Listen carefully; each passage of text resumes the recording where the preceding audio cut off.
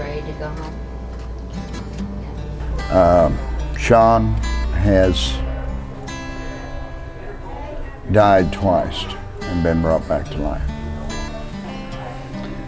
It's heartbreaking, but I know he's not going to stay in that bed.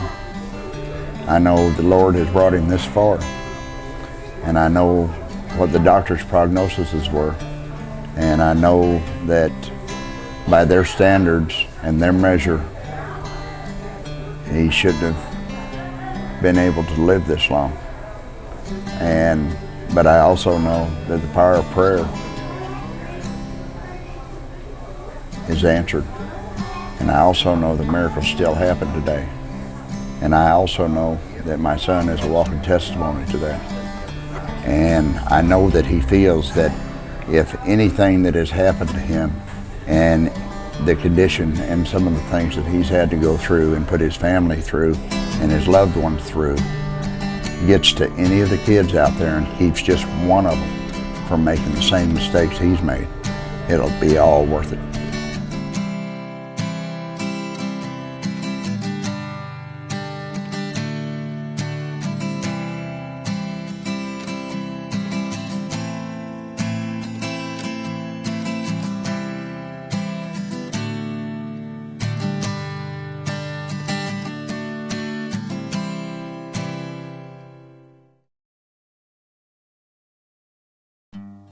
I can't imagine what it would be like to know that I was at the end of my life. I can't imagine having to look back on everything I've done, every decision I've made, and have to analyze everything, wondering where I went wrong. Having nothing but time, but knowing that there's not much time left. Right now, I don't have to do these things, but for Shawn Bridges, well, that's exactly the point that he's at. See, Shawn's in a hospital bed in Cape Girardeau, Missouri. He's dying. He's dying because of the decisions that he's made. Long ago, he chose to give in to temptation. Long ago, he chose a life of drugs. But he wasn't always that way.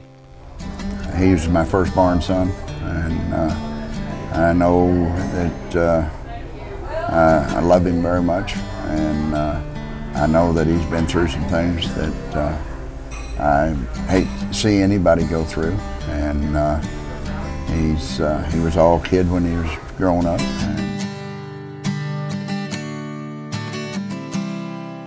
Just like any other kid, Shawn was full of energy, full of life, with everything laid out in front of him.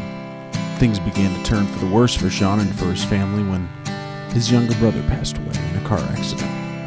His baby brother was killed when he was very young, and his brother was a year and 11 days old, and for a long time he blamed himself for that.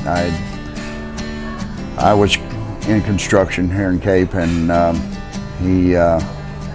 we got rained out one day, so babysitter was getting ready to start college, and I let all the guys off that day, and I went by and picked him up. We went and got some material to deliver to Illinois on a job we was going to be starting the next week. And when I got back, they told me to get to the hospital, and there had been an accident.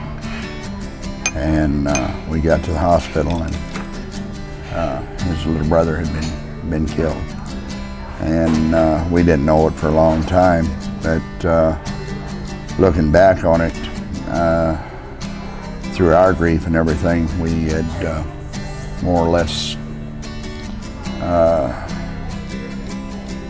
neglected to see that he was blaming himself, and he evidently done that for quite a while. And so me and his mother kind of just let him go, wouldn't let anybody else discipline him, and we let him do pretty much what he wanted to do. I think a lot of it had to do with our brother being killed. Shawn remembered it. I wasn't born yet, but Shawn knew about it. He remembered our brother, and I think that had a lot to do with why he took the drugs and partied like he did. I ended up starting to drive a truck and ended up out on the road quite a bit, and his mother, they were raising him, and And I finally come in off the road one day and realized we created a monster. He was like, always, he was wild. He really was. Shawn liked partying. He always liked misbehaving, not obeying mom and dad. Normal teenage stuff. What wasn't normal was that Shawn was beginning to show signs of aggression. Easily angered, easily frustrated, all of which could be attributed to his drug use. I knew a lot of the things that he did do, and I seen how it did his life, and I didn't want parts of, like, I didn't want my life to reflect on his. I kind of got a bad name because of him, because of stuff that he done, you know. But and I still, people still thinks, oh, you're Shawn's brother, so you gotta be like him. But He had some problems growing up, and Shawn was always, he was always the kid that when he got hit, he would say ouch, and by the time the teacher or whoever who turned around to look, he was getting back at the whoever who hit him in the first place, you know. He's always the one that got caught. Didn't start it, but he was always the one that got caught. And but anyway, he dropped out of school as soon as he turned 16, and I'd been taking him on the truck with me, and every chance I got, and when he wasn't in school, and then I decided that he had dropped out of school, possibly for the main reason of going out on the truck. You used to drive trucks? Just drive big trucks? If you can't answer, son, just nod your head yes or no. You just tell me yes or no. Don't worry about it. It's not a big thing. Just yes or no. Right now, in the condition that Shawn's in, it's hard for him to even be able to understand the questions that I was asking him. In his mind, he was answering me, but he was unable to get his body to do the same.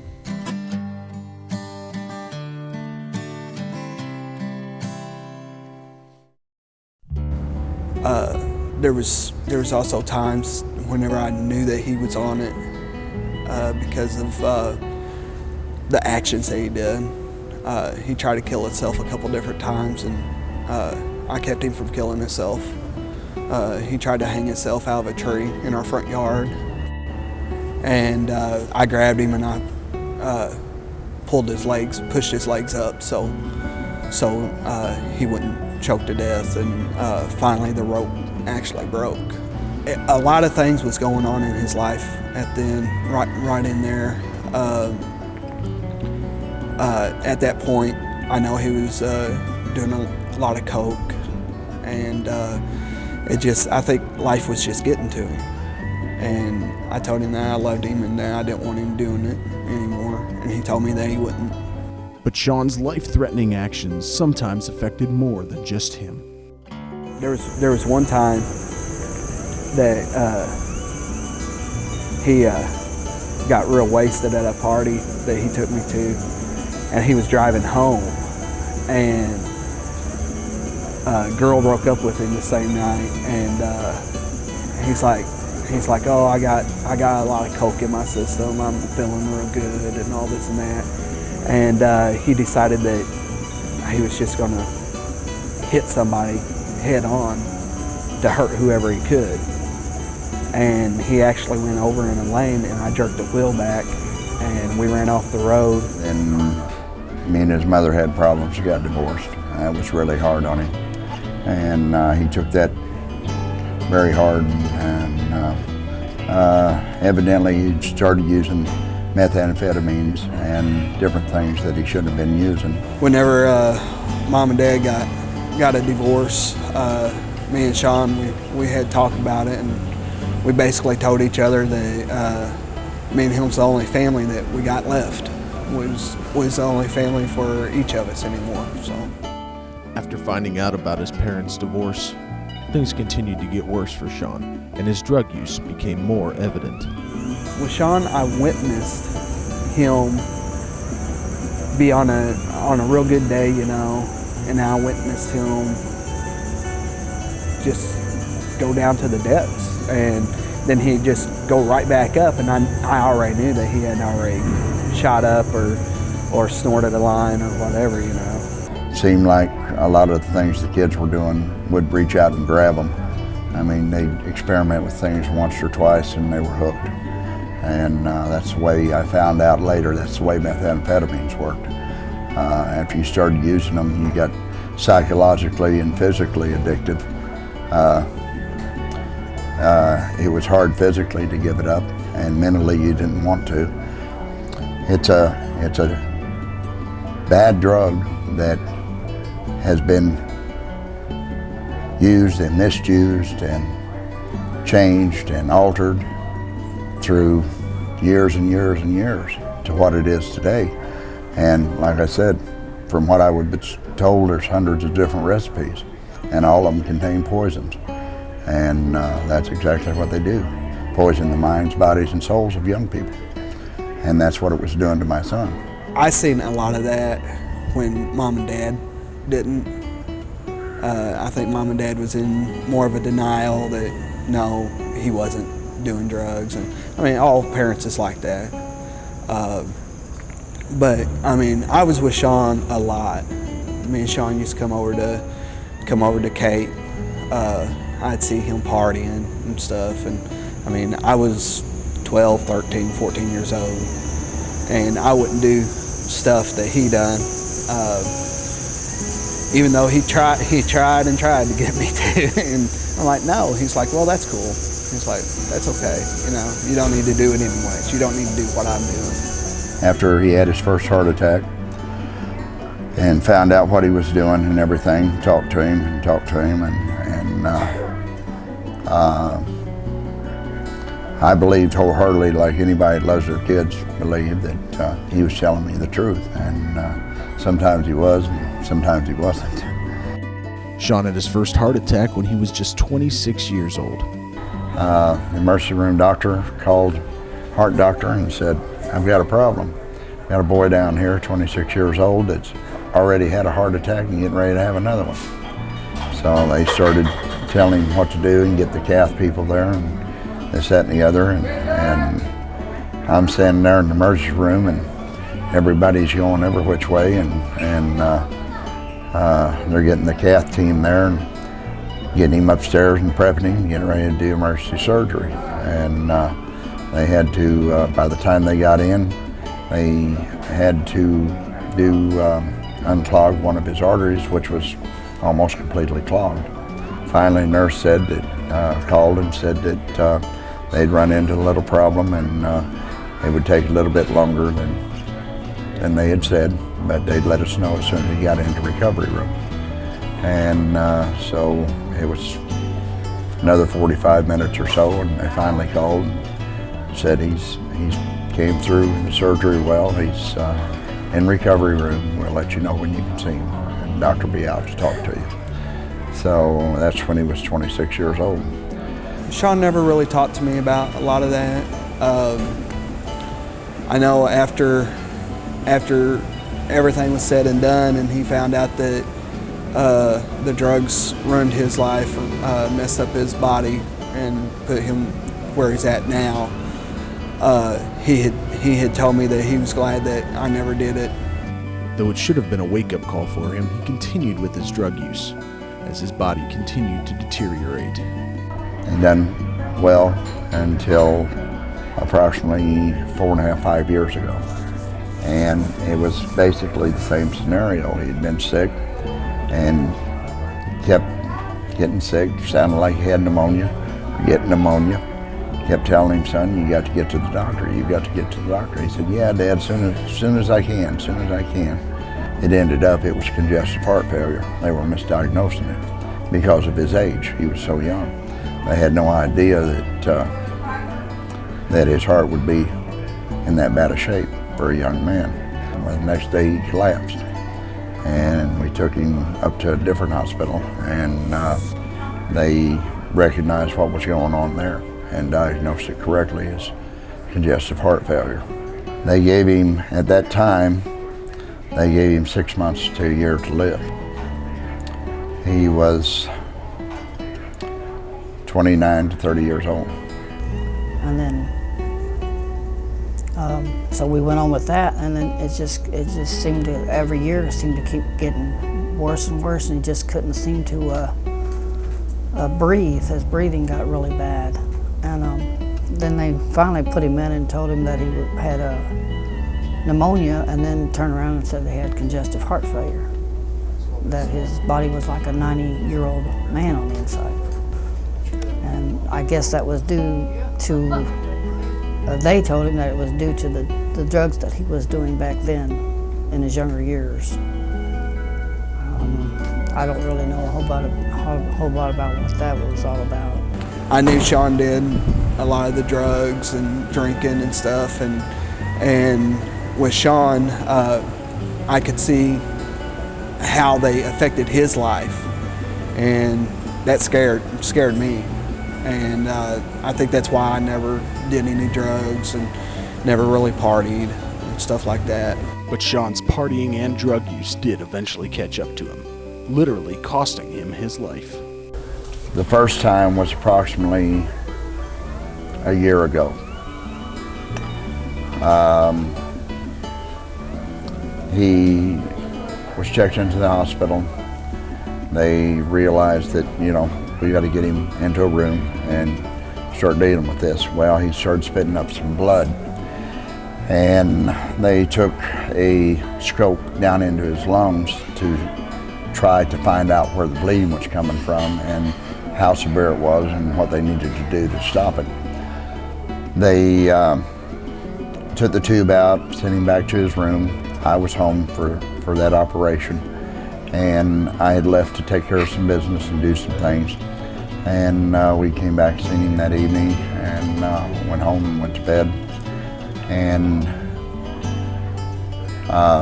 wee hours in the morning they called and said he had been coated. And I rushed to the hospital, and we stood by kind of helplessly as probably 12 to 14 doctors and nurses worked on Shawn, and subsequently got him shot back to life. I guess it's just been a year ago. Shawn had actually died. They brought him back, and I was talking to him, and he's like, I seen our brother. He said, I seen our brother, I seen God. And he told me, he says, God told me that he's not ready for me, that he had something that I had to do. Shawn showed up at church one day as a visitor and said he wanted to simply turn his life around. He was sorry for some of the things that he'd done in his life, and he really felt like he wanted to get his life straightened out. And in fact, the other day we were talking here in the hospital, and he'd mentioned the fact that he only had about 10% of his heart. And he said, but I'm not worried about it. I've already gotten a new heart, and that's through accepting the Lord Jesus Christ.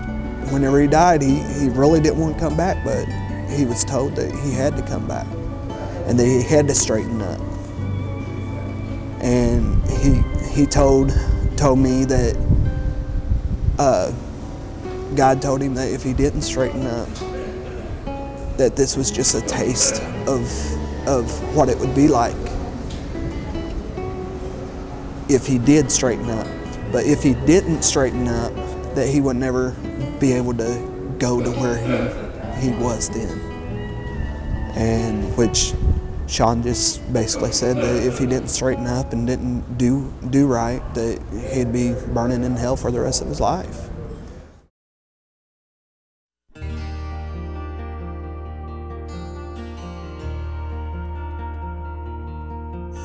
It just really hurts to see him the way he is. I used to be the one that was always in the hospitals and stuff, and he never was. And now it's reversed. It's like he's never home. He's always in the hospital. And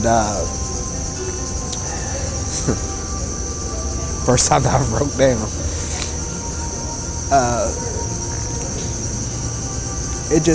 it just hurts seeing him like this and knowing that he put himself there. I mean, he's done a lot of bad things to me and got me into a lot of different situations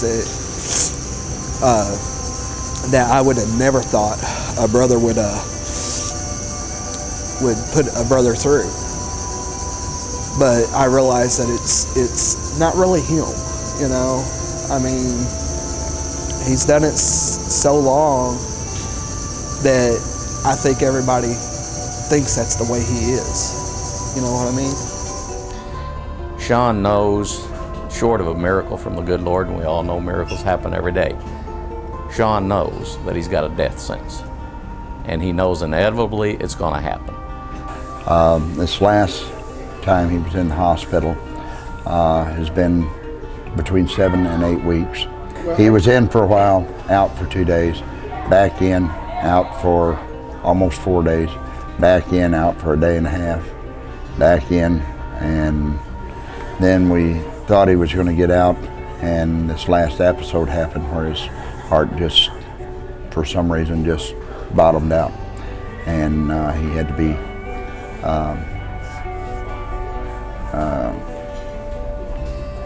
brought back to life again, and then his heart had to be, what was left of his heart had to be shot back into time, and he spent the next 2 weeks in SICU. After 2 heart attacks and 2 brushes with death, Shawn finally did get his wake-up call. Some say that it was too late, but Shawn said otherwise. He knew that there was something that he had to do before his time was over.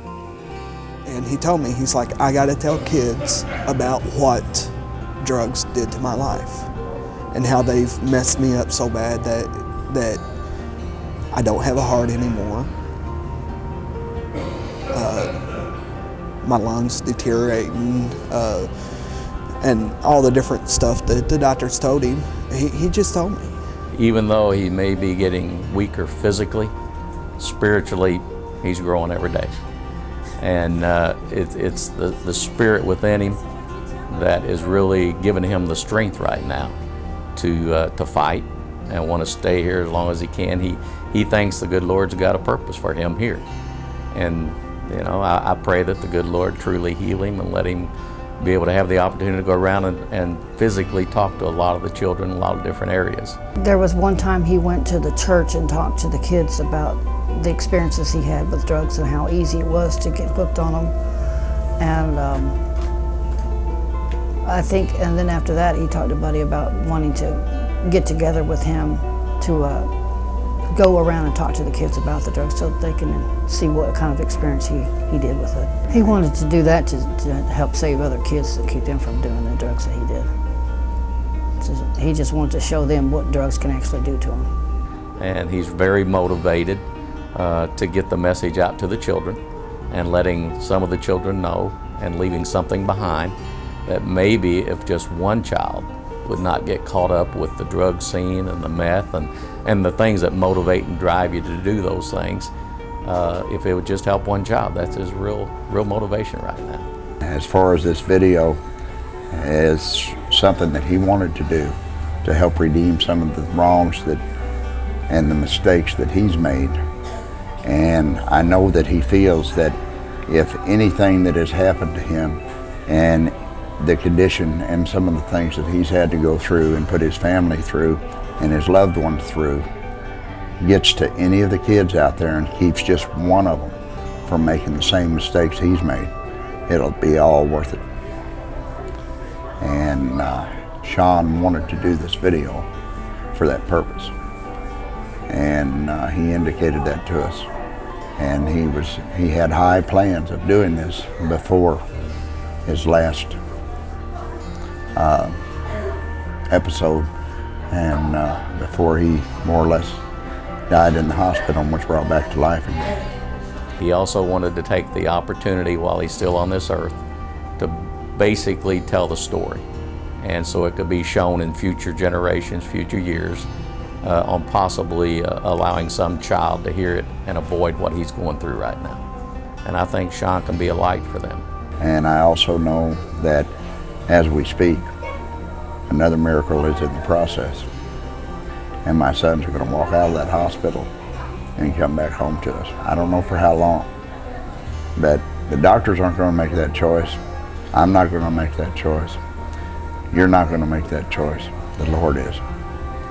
And I don't think the Lord has brought him this far to leave him sitting in that bed. The most thing that I miss about Shawn is the few times that he's actually showed that he cared about me. Whenever I had problems, I knew I could go to Shawn and talk to him about some of them. Some of them I couldn't, because he'd be like, oh, just go for it and see what happens, you know. But some of the problems, I mean, me and him, we actually had,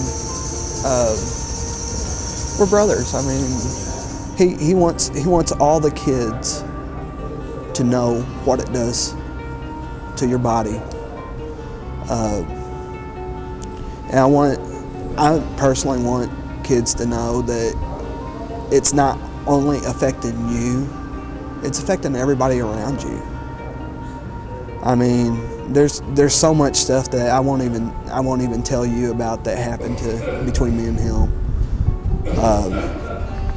But it was due to drugs. I know that. Didn't know it then. Kind of had a hunch, but I know it now.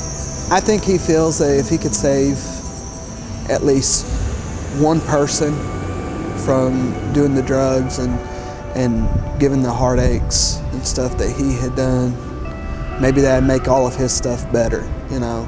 I think it's something that he thinks that he has to do.